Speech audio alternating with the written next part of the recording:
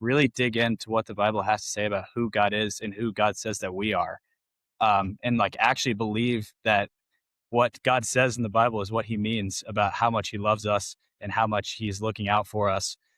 Because I think it's easy to just be like, oh, yeah, I believe in God. But do we actually believe what God says about how much he loves us and how much he cares for us? You're listening to the Identity Sports Podcast, where we dive into the world of faith, sports, and inspiration with athletes from across the country. I'm your host, Zach Vogel.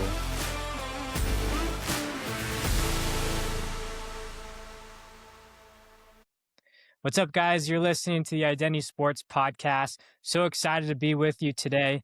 If you didn't have a chance yet to check out our Tales from the Dugout event, go back onto YouTube, check that out. It was a great event. Got to see, Matt Shaw, Alex Call, Blake Trinan, and Patrick Bailey of the San Francisco Giants, all sharing life and faith on the field. Super cool to check out. Today, I'm super excited to welcome a fun guest with you today. We got a Rangers pitching prospect in Luke Savage with us today. Luke, welcome to the show. Thank you. I am happy to be here. Excited to do it. Yeah, Luke, I know you're no stranger to kind of social media stuff, but before we get there, before we get into pitching, who are some of your favorite athletes that you like to watch growing up? Oh, man. There's so many. I loved Odell Beckham. I played football. He was like, I don't know what it was, the hair, the catch, all of it. I played receiver, so that helped. Like really any of the kind of like the legends pitching wise from my generation growing up. Kershaw, I loved Kershaw. Scherzer, he's a bit of a psycho, but I loved watching him. DeGrom, which is cool because now I get to, be in the same facility as him in spring training. So, I mean, I was kind of all over the place, but bunch of Yeah. guys. You like the Bulldogs. I mean, that there's I definitely do. a presence on the mound with those guys. Yes, absolutely. Yeah. That's what I would love to be like that. But those guys, they've got a special presence on the mound for sure. Yeah. So looking up to Jacob deGrom, what does it look like now in the same locker room? Like, you're like, hey man, I used to watch you when I was a kid. Do you not throw the old joke out there? Have you had a conversation with him? No, I haven't had a conversation with him. I've seen him working out in the weight room and stuff, and I'm like, oh, he's just trying to get work in. Like, I don't want to, I feel like everybody in the facility feels that way. Like, that's a guy that's like, that's a future Hall of Famer, especially as a pitcher. It's like, man, everybody wants to be like that. And so I don't want to be the guy that's like, everybody's probably thinking it. I don't want to go off and say something, especially when he's working. Yeah, absolutely. There's that respect thing, but also, hey, you're just trying to get your work in too. So letting them be. They got Yep. their own routine and stuff. But so take us a little bit into this past summer, social media. So you like playing golf. You were doing some fun eating challenges, whatever was it, whatever over par. What was Yep. that challenge like, and what was like the most amount of food you had to eat? Yeah, it's just whatever over par. I let like the top comment decide what I'm going to eat. And so it would be like if I shot 5 over, I think the most I had to eat calories wise was it was like 6 pound burrito from Chipotle. So I shot 6 over, and every like shot over par was an extra order of meat, an extra order of rice, an extra order of beans. And then I had to combine it all into a burrito. So it was like 5 tortillas, that much of everything else. And it was a lot. It was a lot of food. Man, that you got to basically take out a loan at Chipotle to get that kind of burrito. Dude, it was it was not cheap for sure. It tasted great, but I mean, it tasted great for half of it, and then the rest I was like, oh man. Yeah. Well, how'd it work? I mean, I know you were trying to gain weight. Did that work to gain weight, or is still about the same?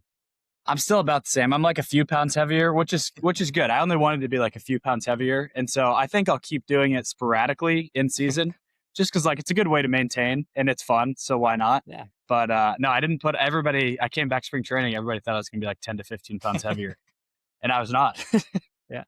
Yeah, you got that good metabolism. But so tell us a little bit getting to baseball. I mean, was being professional baseball, was that always the dream for you? Was there something else that you had in mind? Yeah, it was always I wanted to play sports. I knew that it was kind of like football or baseball. I played both growing up. I wanted, I had like the Bo Jackson dream, and I realized pretty fast that like there's a reason he's kind of the only one that did that. Uh, but I played football and baseball in high school, and then I was working at both. I kind of just started throwing harder, and I was like, okay. I mean, I loved both pretty much equally, so it was really just kind of baseball took over, and it went from there. Okay, awesome. And Yeah. so baseball's taken off. You're starting to college, you're looking at TCU. How did you end up at TCU? Yeah. So yeah, I kind of just started throwing harder. I went to a few camps. I was looking at schools. It was like my sophomore, somewhere in my sophomore year of high school. Um, my best friend in high school had just committed to TCU, and one of our high school coaches, he got me into like one of the commit kind of prospect camps. I threw really well there. It's my first time hitting 90. They offered me after, and it was kind of just like perfect fit. It was close to home. It was like small school, but also you got like the big sports and all of that sort of thing. I loved purple. LaDainian Tomlinson was another one of my favorite players. So I was like, man, this is kind of just perfect. And I mean, obviously, like I love the coaching staff, and a lot of the other guys that were committed there at the time were great dudes. So kind of just all worked out. Yeah, I remember when I was in high school, the TCU videos that they put out, like the grind and those videos, Yep. like those were the pump up things that we watched before Oh games yeah. in weight rooms. What a great legacy in that program. Oh yeah. No, it's a special place for sure. I love to go out there, and I mean the school in general is awesome, but there's a special place in my heart for the baseball program. Yeah. And what was your faith like during this time? Was that something that was close to you? Was it until later on? Tell us a little bit about how that correlated also with your journey to college. Yeah, I think it was close to me. I mean, I was lucky. My parents were strong Christians. They raised me in the church, and so I was like blessed to do that. But I think I went to a private Christian school, and so it's definitely like a big part of my life. I think it's just tough to kind of call your faith totally your own until you're actually living on your own. Just because it's like going to church, I would go with my family, and I would enjoy going to church, but it wasn't a decision that I would have to make, or kind of doing a devotional on my own. It's not the same as when you're actually by yourself. And so I would say I was like in the baby steps of my faith in high school, and it kind of just continued to grow as I went off on my own. Mm. Yeah, there's a certain aspect of like your parents can tell you things all day long, pastors can tell you, but until you kind of like experience it for yourself and make your Yes. faith your own, there's definitely something to be said about that. And so, what was kind of like, do you feel like the pivotal moment for you? If you could look back at like, hey, this was the moment where I really kind of saw that change hit for you. Yeah. I mean, I think there's like a few times where I've just totally, it's like the only presence that this could be is God. And like, that's the only way I can really describe it. I would say the biggest one was, I would say I was a strong believer at the time, but I just found out that I had torn my labrum in my shoulder. It was like a big summer year of like pretty much either figuring out if I was going to get drafted or go to college. So finding that out was like, at the time, just the worst news that I could receive, because it was like, all right, I'm going to miss all these camps, chance to play at Team USA, like all of these things are kind of taken off the table. And it was also like labrum, you never really know how it's going to work. It's not like Tommy John to where it's like you can just do rehab, and if you do it well, then you'll come back. So it's kind of like I didn't know if I was really even going to have a chance to play baseball again. And like the Lord really met me there, because like at the time it was really easy to find my identity in baseball. I mean, I was, committed to go to a great school. And like, it's pretty, I wouldn't say it's easy to have success in high school, but it's a lot easier to have success in high school than it is in college. And so it's just like, I found a lot of who I was in baseball. And then when that was taken away, it was kind of just like earth shattering for me. But the Lord really found me there. And I would say that was where it really started to kind of become my own. Hmm. Yeah. Take us into that mindset just a little bit more. I mean, so you're saying that you're committed to TCU. You're thinking, hey, I may get drafted. Obviously, all those camps are coming up. Mm. And then the labrum injury, like what does that do to like an athlete's mind inside? Like just take us a little bit in that mindset. Yeah, I mean, I think it was like I had known my shoulder had been bugging me for a while, and I got the MRI after the season. I thought it was really just going to be like probably PT for a few weeks, whatever, like probably rest. And then we got the news that it was like fully torn. I needed to have reconstructive surgery. And so when I found that out, it was just like, man, like what am I going to do? And on top of that, it was like I had to call and tell the TCU coaches, which luckily they honored my scholarship, but like they didn't have to do that. And so at the time, it was kind of just like, man, what am I going to do? Like, I'm not even sure that I'm going to be able to play baseball, let alone be able to like perform at the level that I want to if I do come back. And so I would say like at the time, it was pretty crushing for me. But luckily, like I had a great support. My family has been, the most supportive they've ever been. They sacrificed so much for me. And then really just like leaning into what God promises. I know he doesn't promise that, I'm going to be a professional baseball player or I'm going to make the big leagues, but leaning into the fact that he loves me even if I don't do that.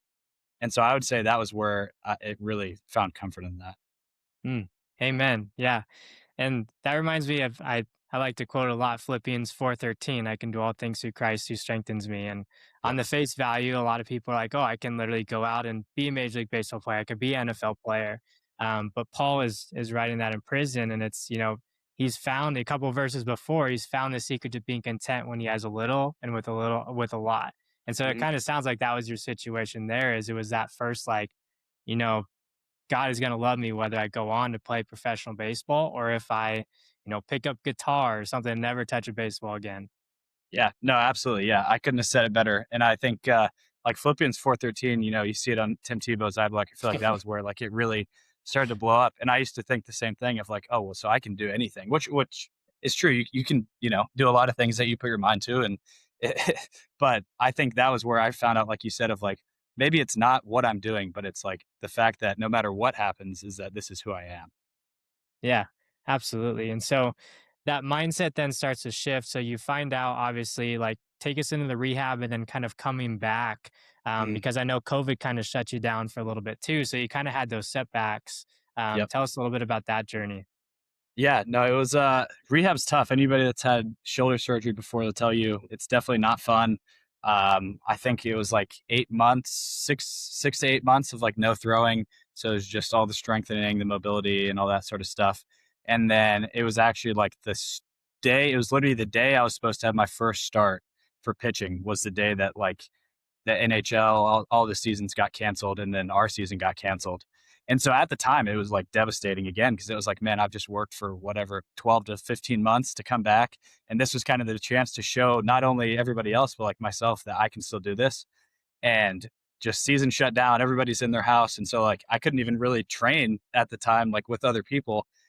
Um, but like looking back, I think it was a huge blessing because I'm not totally sure that I was ready to pitch. Like obviously I wanted to be ready to pitch, but by the time then I got to TCU and I was able to throw, which was like 2 years later, like my shoulder was in a much better spot. My body was in a much better spot. Just mentally, I was in a much better spot.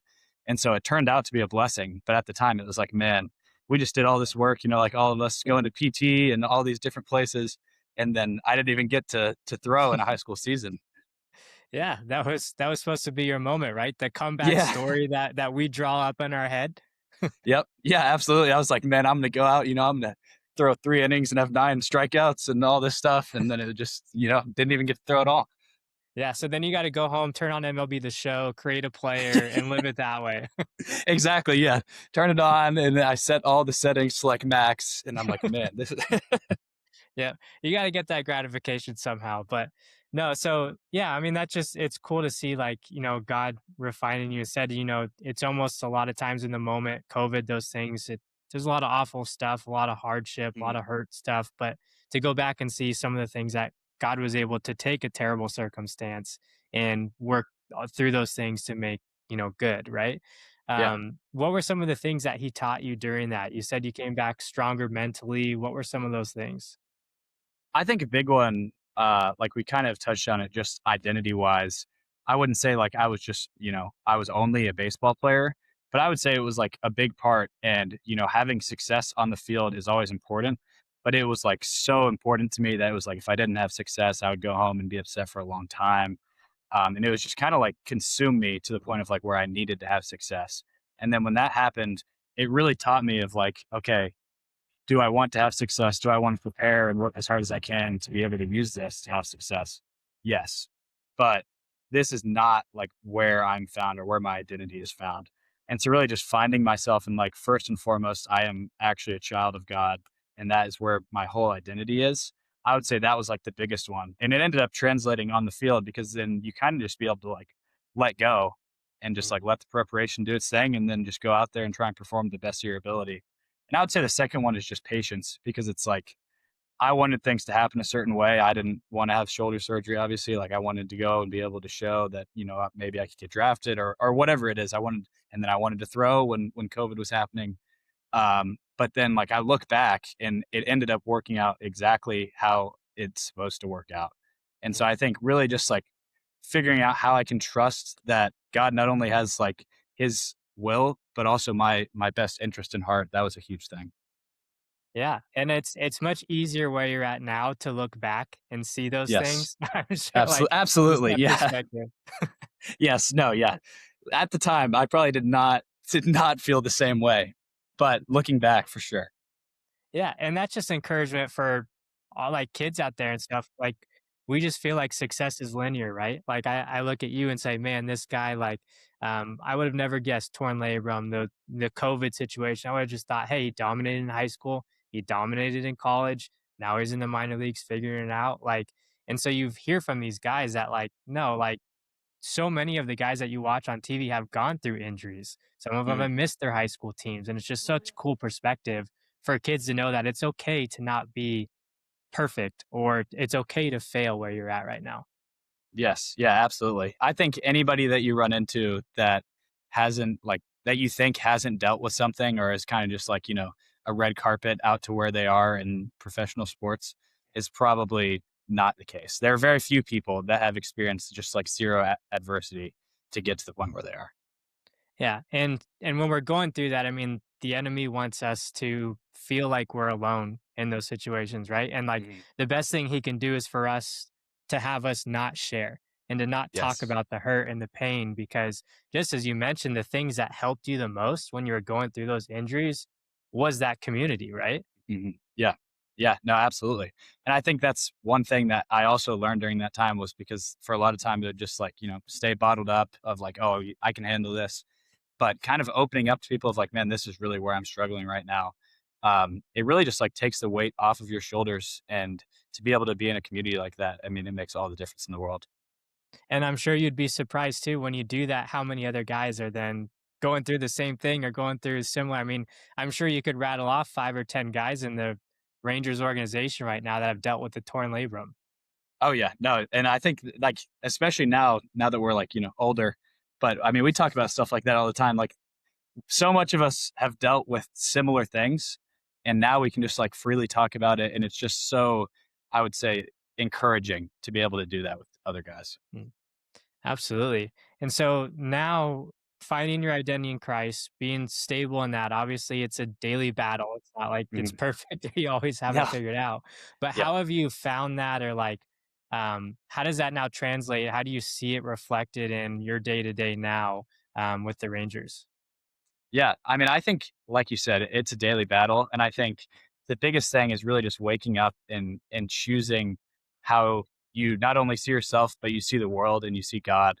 And so like really right now my goal is just to wake up every day and just be like God, how can you use me today? Like what are opportunities that I have to be able to spread your love and just to be able to reflect you.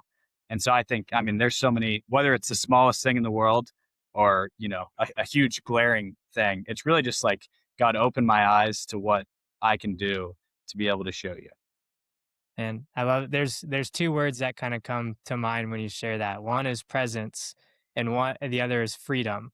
And Yeah. so I feel like that's intentional in your life. Yes. Yeah, absolutely. And I mean, like you said, it's a daily battle. There are days where it's like, man, I'm so, tired from baseball or whatever else. We all face certain things, but absolutely like freedom to be able to look at the world a certain way and to be like, man, whatever I'm going through, like what an opportunity we have just to be able to be alive and to be able to show this love that we've experienced. It really can change a lot of the ways that you go about your day. Yeah, and that's such a cool way to live too of like, asking, "Okay, what do you want me to do today?" or what do you need what do you want me to know here in every Mhm. situation? And you'd be surprised what the Lord puts on your heart or prompts you in Yes. those moments. And then you can just look back at the end of the day and yes, you're giving it your all, you're still striving. I mean, you're still going about your work, Mhm. but your eyes are so much open to the little interactions, the teammates, the ways that you can be Jesus to those around you. Yeah, absolutely. Yeah. I couldn't put it any better. Yeah. But so tell us, I mean, so obviously we know baseball is super important and you're Yep. working through that. But there's also this ministry side of you. So you Mhm. started your own nonprofit, Blessed Feet. Yep. Tell us a little bit about how that came to fruition. Yeah. So in high school, we were lucky enough that a week before spring break, everybody got to go on a mission trip, and the baseball team went to the Dominican. We went twice. We went my sophomore year and then my senior year. And I had never been out of the country, had never been really anywhere like that. And so I think it's just like a huge culture shock to see that like this is actually how people experience, life, whether it be just like the smallest things that we take for granted, from like a stove that works, or AC, or literally just like anything that it's like, man, we don't even think about this and we wake up to these material things. That, and then also just like the joy that people have in the DR. I know you've been there plenty of times. It's like it's special, and like I don't know how else to say it besides it's just like contagious. But it's just such an awesome place, and we got really close with. He's like, I don't have a title for him, youth pastor, coach, minister. He kind of like has a bunch of different things that he does, but he grew up in the DR. He plays baseball, or he played baseball. He had the chance to go play pro ball, but he felt like God was calling him to stay in the DR and minister to kids there. And so he runs like a youth baseball organization. He works with SCORE, and that was where we met him. His name is Joel. He's just like the best guy ever. But we got close with him, and that was when COVID hit. And so we would have like FaceTime calls on WhatsApp and stuff. And, we were like, we're not going to be able to come back because all of us are going off to college. And what can we do during this time? He was like, well, like you've been down here. A lot of these kids, they're wearing flip flops or like jeans to just come to practice. Yeah. And so that was where I was like, all right, well, I've probably gone through 3 to 4 pairs of cleats that are in usable condition, that are just like sitting in the garage. And I'm sure like a bunch of people in North Texas felt the same way. And so I started to make the website. Like I talked with a bunch of people. I mean, there were so many people I couldn't even name all of them that helped kind of build it out. We released at the end of my freshman year in college, not knowing what to expect of like, hey, we're trying to collect this gear, see what we can do. I think we got like 200 to 300 in the first few weeks. And like the Lord took it places that we had no idea. Like we thought it was just going to be, all right, we can collect, maybe send it down there with other mission groups. And since then, we've been able to go back twice and run camps, bring gear down there. And we've also been able to help schools in DFW. So it's been really cool to see. And now we're kind of looking to move less towards the gear side and more towards just like putting on events to where we can serve those there and build lasting relationships with them. And then the gear is just kind of like a byproduct of what we're able to do. Yeah, that's awesome. That's phenomenal here, and it's fun. Yeah, when we kind of have visions, or hey, we think it could work this way, and then just to see God take over and work. What is like one of your favorite, or maybe the coolest story? I'm sure there's lots that Yeah. has come out of Blessed Feet so far. Oh man, yeah, there's so many. I think it's just like it's probably the smallest things of the 2 times that we went. Like they remembered us from high school, which we weren't like Blessed Feet wasn't a thing yet. But we went back. They were literally the kids there would remember our names, and it was just like, man, it's been at the time probably 2.5 years since we had been there. And then we came back, and Joel was like, "Yeah, they can't stop talking about y'all coming back for like 6 months." And it's just like, man, like it's awesome to bring gear down there, but to like actually be able to have an impact and start to learn more about these kids and like develop relationships with these kids has been the coolest thing. And then like the goal obviously is one point to be able to like go and serve these kids, to be able to have a relationship. And then hopefully I'm still in baseball and like I'm playing against some 18-year-old kid that's from the DR. And he's like, we used to come to camps that Blessed Feet was able to host. Yeah, that would be the perfect full circle moment. But you Absolutely. never know. I mean, you're right. Like the Dominican, like you think of how good those guys are and how much of stuff we in the US take for granted. I mean, even little league fields now are like pristine, like Yeah. turf and like super nice in the US. And like, man, how do Dominican kids have such good hands? Because there's potholes and rocks and Yep. like Yeah. they're just out there gloving it everywhere. Yeah, yeah, bouncing all over the place, and they're just making plays. It's fun to watch. Yeah. Yeah, absolutely. Well, man, that's excited. How can one of us get involved? How can we send in a donation or support what you're doing? Yeah, it's website's blessedfeet.org. All the socials are underscore blessedfeet underscore. Um, I mean, yeah, donations are always great. I would say probably similar to like financial support is always helpful just because it pushes us in the direction that we want to be able to go. But yeah, if anybody's interested in helping or has ideas for us to be able to grow, we're always looking for new communities that we can reach, or new ways that we can partner with people. Yeah, and we'll see you. So next year, Tales from the Dugout, we'll have Yep. Blessed Feet there. How about that? Hey, I would love that. Love nothing more. Yeah, we'll have to make that happen because that's we love to have community partners there, and we're all on the same team, right? We Yep. want to make heaven crowded together and be the body of Christ, and so we'll make that happen for sure. But in your career, like all the things that we've talked about, what would you say is maybe your favorite Bible verse or story in the Bible that you feel like you've really kind of clinged to keep you grounded through all of this? Yeah, I would say my favorite verse is at the end of Romans 8. It's Romans 8:38 through 39, and it's Paul talking about that he's certain that nothing can separate us from the love of Jesus. And he lists a bunch of things, but neither height nor depth, nor angels or demons, or anything in all creation. And I would say it's just like so reaffirming. I think it goes back to identity, but it's also like so much more than that. Of it's like, man, it really doesn't matter how I perform or what happens in my life to know that like God loved me so much that he sent his son to die for me so that I could actually experience what life is supposed to be is just like mind blowing. And so I try and meditate on that as much as I can, whether it's after a bad outing or a good outing of like, this is actually, where I should be grounded. Yeah, and that perspective of like, man, I had 4 walks today, but then you realize, oh man, Jesus died for me. Like it's just Yes. like Yeah. It it just puts like makes everything so small, Yeah. It's like, man, I just got shelled today.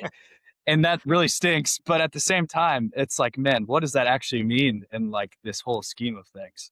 yeah, and then it turns into, okay, I had a bad outing, but how did I hold my head up and be a light? Because when teammates are watching you, it's like, wait, you're supposed to go kick the trash can over. You're supposed to throw something in the locker room after that. Luke's Yep. still like happy. Like, what's wrong with him? Yeah. Yeah. No, absolutely. Yeah. I think it goes back to that freedom too of like, obviously I want to do well and I want to succeed, but it's like, how am I going to handle myself whenever that doesn't happen? Yeah, absolutely. So if you could go back to your younger self, maybe it's a kid in the Dominican that you meet for the first time or some kid in the US, what is a piece of advice or encouragement that you would give to them? Maybe it was something that was like you wish you knew early on or something. Oh man, that's tough. I would say I heard it said last year, um, in one of the chapel services, and it has like really stuck with me. And he said, "Don't just believe in God, but believe God." And so I would say, like, really dig into what the Bible has to say about who God is and who God says that we are, and like actually believe that what God says in the Bible is what He means about how much He loves us and how much He's looking out for us. Because I think it's easy to just be like, "Oh yeah, I believe in God," but do we actually believe what God says about how much He loves us and how much He cares for us? And so that's probably what I would say. That's a good mic drop there. I've never heard that. I'd never heard it either, and I was like, "Man, that was really good." Yeah, it makes a ton of sense and that no, I love that. I'm gonna steal that. Please, yeah, no, I stole it. So I wish I remembered his name, but yeah, Yeah. it stuck with me for sure. Yeah. No, I love that. So don't just believe in God, believe his promises, believe what he says. Man, no, that's really cool. What is a way, Luke, that us as a body of listeners, believers, what is a way that we can also pray for you in this upcoming season and for the ministry to encourage you? Yeah, I would say like health is obviously always a big one, especially with the length this season. But probably like more importantly, I would say that I like we talked about just use the opportunity and the platform that I have to be able to show the love that like I've experienced with God. I would say just like every just prayer that every opportunity that I have that I see it and that I'm able to be able to use that to bring light to what actually is important. Mm, yeah. Do you mind if I go ahead and pray for us now as we close Please. this out? Yeah, I Awesome. would love that. Dear Heavenly Father, thank you for this day. Thank you just this time with Luke, Lord, and just how special it was just to get connected with him and to hear what you're doing in and through his life, Lord. And we pray for him in this spring training, this upcoming season, Lord. Just for health, that you will just protect him and open his eyes, Lord, to those moments that he mentioned that he doesn't when he walks in the locker room, when he's in the weight room on the field, just help him to realize and recognize those moments, those small moments where he can be you with his teammates and that he can be a light to his teammates, Lord, and help encourage those, even in the small moments. Maybe they just struck out, but give him the words to say to encourage his teammates and what they need to hear in that moment. We just pray this in all your name. Amen. Amen. You're listening to the Identity Sports Podcast, where we dive into the world of faith, sports, and inspiration with athletes from across the country. I'm your host, Zach Vogel.